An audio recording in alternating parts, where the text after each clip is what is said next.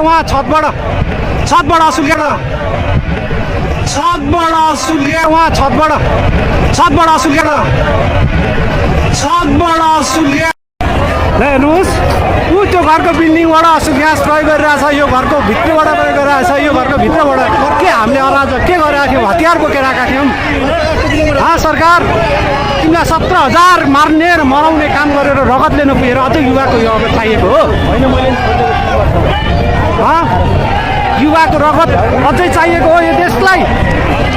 परिवर्तनका लागि हामी कति ज्यान दिने कति हाम्रा दाजुभाइहरूले ज्यान दिने के हामी नेपाली होइनौँ के गर्दैछ सरकार हेर उहाँ छबाट असुल ग्यास प्रयोग गरिरहेछ यो के का लागि यो सभा गर्न हामीलाई किन नदिएको सरकार यो प्रचण्ड के का लागि बैठक बस्यौ तिमीहरू तिनजना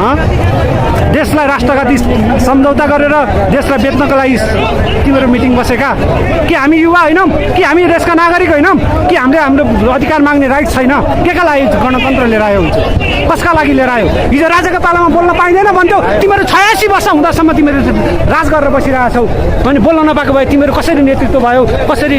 ठाउँमा पुग्यौ